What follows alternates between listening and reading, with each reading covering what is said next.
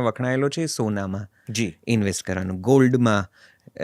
જો જો તમારી ત્રેવડ હોય તો તમે લગડી લઈ એટલે એ રાખો, વખતે બી તમે કાં જેમ કહો ને ઘરેણા આપણે- લઈ રાખો, હા, અથવા તો એટલે એ વખતે બીજું કોઈ વસાવી રાખો. મૂડ નહોતો ને, હમ. એટલે આપણા વડવાઓએ બચતનું મહત્વ એમને પહેલેથી ખબર હતું. જી જી તો જે આજથી વર્ષો હજારો વર્ષ પહેલા છે ને ગુરુ પુષ્ય નક્ષત્ર બહાર પાડ્યા, એ રાઈટ.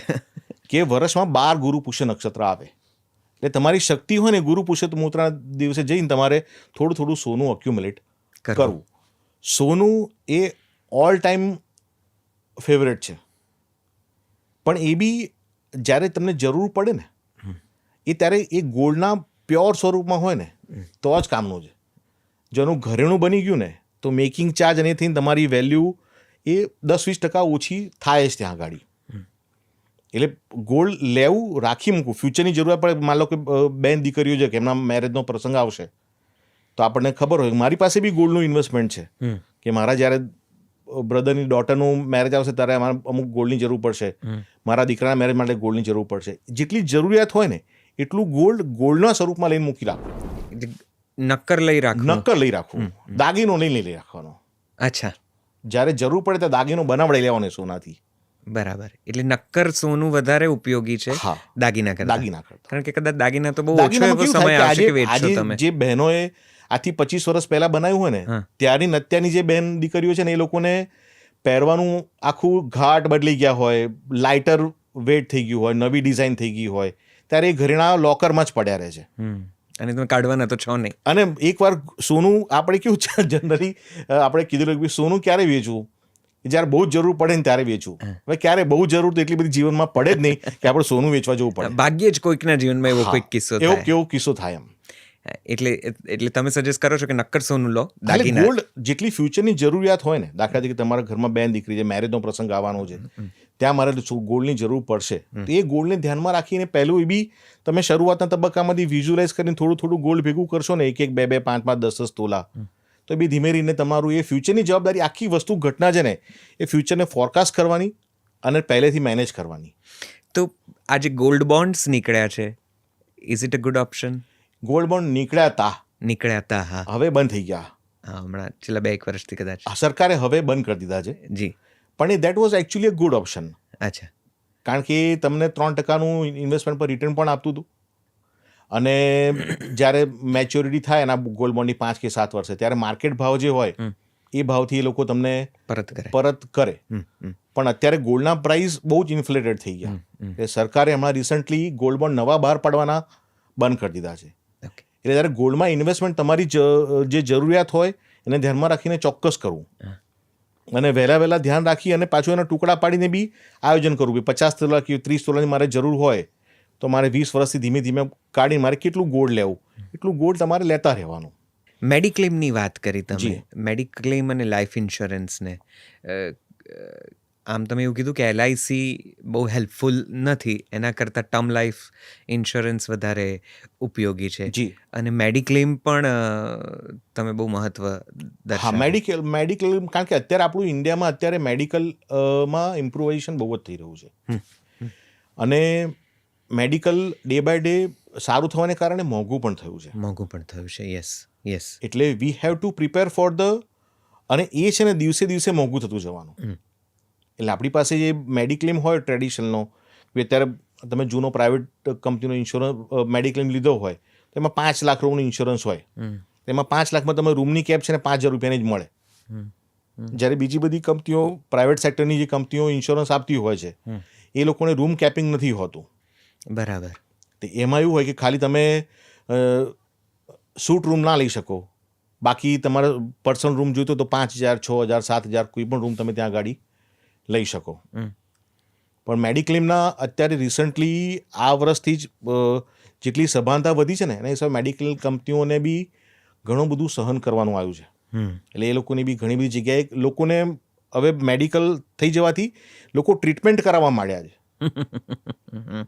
એટલે ના દુખતું હોય, થોડું દુખતું હોય તો બી હું ની રિપ્લેસમેન્ટ કરી આવું. અને હોસ્પિટલ્સને બી પેશન્ટ આવે કોને ના ગમે. એટલે એ હોસ્પિટલ બી રેડી હોય કરવા માટે. રાઈટ.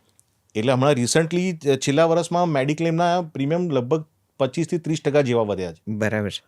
પણ વોટ એવર ધ એમાઉન્ટ કંઈ પણ હોય, પણ મેડિક્લેમ લેવો એ મસ્ટ એક્ટિવિટી છે. ફંડ્સની ને મેનેજમેન્ટની આ વાત ચાલે છે ત્યારે અત્યારનો જે દોર છે ખાસ કરીને ભારતમાં એ ડિજિટલ કરન્સીનો પણ છે. જી. અને હવે તો યુવાનોમાં જે જીપે કે પેટીએમ કે ફોનપેનું જે રીતે મહત્ત્વ વધ્યું છે, ગલ્લા પર જઈને 10 રૂપિયાનું બિસ્કિટ કે 5-10 રૂપિયાનું કંઈ પણ વસ્તુ લેવું હોય તો પણ એ જીપે કરે છે. અને ઘણીવાર ખિસ્સામાં બિલકુલ કેશ ન મળે, જીપેમાં કદાચ ફંડ હોય પણ તમારા પોકેટમાં કશું ન હોય, એટલે લિક્વિડ કેશ જેને કહેવાય બહુ સ્થૂળ રીતે, એ લોકો હવે રાખતા ઓછા થયા છે કે એ ચલણ ઘટતું જઈ રહ્યું છે. એટલે એકચ્યુઅલી છે ને આનું એક તો લિક્વિડ કેશનું મહત્વ ખરું હજી કે નહીં? બિલકુલ ખરું. આમ તમે જોવા જાઓ ને તો તમારી પાસે ખિસ્સામાં કે 500 રૂપિયા વાપરતા હશે ને તો તમારો એકવાર હાથ અચકાશે. હવે જીપેમાં હું સ્કેન કરી દઈશ ને તો 5000 રૂપિયા બી છે ને 1 મિનિટમાં ઉડી જશે. એટલે રૂપિયાની જે એટેચમેન્ટ હતું ને એ ડિજિટલ કરન્સીથી રૂપિયાનું અટેચમેન્ટ ઓછું થઈ ગયું છે. એટલે જીપેને કોઈ પણ પૈસાથી આપો ને તો એ પૈસા તમારા હાર્ડ કેશ ખિસ્સામાં 2000 રૂપિયા મને આપતા હોય વાપરવા માટે, તો 2000 રૂપિયા ખાલી થવા મને લાગે મારું પાકીટ ખાલી થઈ રહ્યું છે. પેલામાં તો ખાલી થશે તો કહ્યું ખાલી થઈ ગયું, ફરી વાર આપી દો. એટલે જે હાર્ડ કેશની જે વાપરવાની જે રેઝિસ્ટન્ટ હતું ને એ રેઝિસ્ટન્ટ જતું રહ્યું છે. કરેક્ટ. અને લિક્વિડ કેશનું મહત્વ રહેશે હવે કે ધીરે ધીરે આ ડિજિટલ કરન્સી એટલું બધું મોટું સ્વરૂપ લેશે કે વી વિલ નોટ? એટલે હવે એ છે ને આમ જોવા જાવ તો જો બે વસ્તુ અગત્યની થઈ આમાં, કે digital currency advance payment mechanism થવાથી ઉધારીનું કામ વેપારી મિત્રોને ઓછું થઈ ગયું. બરાબર છે. ક્યાંય ખાતા રાખવાના હતા, કશું નહીં, સ્કેન કર્યું, પૈસા આવ્યા, મારે સામે માલ આપી દેવાનો. બરાબર છે. એ તમે નાના બીજું છૂટાની મગજમારી જતી રહી. છૂટાની મગજમારી જતી રહી. અને ક્યાંય બી કોઈની પાસે બી આજે બેંક અકાઉન્ટવાળાનું સામેનું હોય તો બી તમે એનો એકાઉન્ટ નંબર IFSC કોડ નાખીને પૈસા ગમે તેને ટ્રાન્સફર કરી શકો. બરાબર છે. This is a revolution. આ ક્રાંતિ છે. આ ક્રાંતિ છે, 100% ક્રાંતિ છે. કોઈ એક કલ્પી ના હોય ને એટલી મોટી ક્રાંતિ છે. બરાબર છે. અને કદાચ લોકોની ખરીદ શક્તિ પણ વધી છે અને હવે નેક્સ્ટ યરથી પાછી ઓર વધશે. એનું કારણ કે નવી જે આપણો ઇન્કમટેક્સ લો જે લાગુ થયો અત્યારે, નવો ઇન્કમટેક્સનો સ્લેબ બહાર પડ્યો, ત્યાંથી જે 12 લાખ રૂપિયા જે કમાશે ને ત્યાં સુધી 0 ટેક્સ ભરવાનો થશે. જી.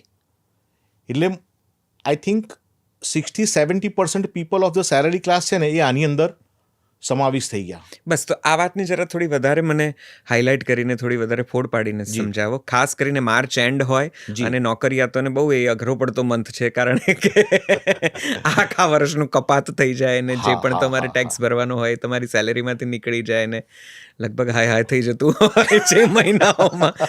તો નવા ટેક્સ સ્લેબ જે આ વખતે ઇન્ટ્રોડ્યુસ થયા છે, જે તમારી તકલીફો છે ને બધી જે માર્ચ મહિનાની છે, એ આ છેલ્લો માર્ચ મહિનો છે. આના પછીના માર્ચ મહિના તમારે કદાચ રિટર્ન ભરવાની જે જરૂર પડશે એટલું જ બાકી, તમારે ક્યાંય કોઈ જગ્યાએ બચત કરવાની, ટેક્સ બચાવવા લગતું ઇન્વેસ્ટમેન્ટ કરવાની, આ બધી જ જથ્થામણમાંથી તમે સરકારે મુક્ત કરી દીધા છે. આ વાતની જરા થોડી વાર ટેકનિકલી અમને સમજાવો. સરકારે શું સૂચવ્યું છે આ 12 લાખના ટેક્સના સ્લેબમાં, અને એનાથી એક સામાન્ય નોકરિયાતને, સામાન્ય માણસને કઈ રીતે ફાયદો થાય છે? એટલે જૂનું આપણે ટેક્સ સ્લેબ લઈએ ને તો 5 લાખ રૂપિયા સુધીનો આપણી પાસે ટેક્સ સ્લેબ હતો. 5 લાખ રૂપિયા ઉપર મારે હું 1.5 લાખ રૂપિયાનું ETCનું ઇન્વેસ્ટમેન્ટ કરું, 45,000 રૂપિયાનું મારું મેડિક્લેમ મને બાદ મળે, NPSમાં અમુક મને રકમ બાદ મળે, એમ કરીને 7-7.5 લાખ રૂપિયા થાય ને ત્યાં સુધી મારી ટેક્સેબલ લિમિટ 0 થતી હતી. એ મારે બધું ઇન્વેસ્ટમેન્ટ કમ્પલસરી કરવું પડતું હતું. રાઈટ. ATCમાં રોકાણ કરવું પડે. રાઈટ. હવે આ જ્યારે ટેક્સ સ્લેબ ચેન્જ થયો ને તો જે લોકો સેલરી ક્લાસ છે, પ્યોર સેલરી ક્લાસ, એ લોકોને 12 લાખ વત્તા 50,000 સ્ટાન્ડર્ડ ડિડક્શન, એમ કરીને 12,50,000 સુધી 0 ટેક્સેશન લાયબિલિટી થઈ ગઈ. એટલે તમારે કોઈ કમ્પલસરી ઇન્વેસ્ટમેન્ટ કરવાની ક્યાંય જરૂર નથી. બરાબર છે. ATCમાં બચાવવાની કોઈ જગ્યાએ જરૂર નથી. સિમ્પલી 12 લાખ રૂપિયા તમે કમાવો ત્યાં સુધી તમારે 0 ટેક્સ ભરવાનો છે. આ વાતની માર્કેટમાં, સામાન્ય પરિવારોમાં શું અસર થશે? કઈ રીતે કોઈ માર્કેટ સિનારીઓ બદલાશે? ક્યાંય બહુ મોટો ફેર કેવી રીતે પડશે? આની અંદર કેવું થશે કે સ્પેન્ડિંગ અને ઇન્વેસ્ટમેન્ટ, જો એનામાં સંસ્કાર પડશે ને બચતના, તો સ્પેન્ડિંગ અને ઇન્વેસ્ટમેન્ટ બંને બેલેન્સ થઈને વધશે. બરાબર છે.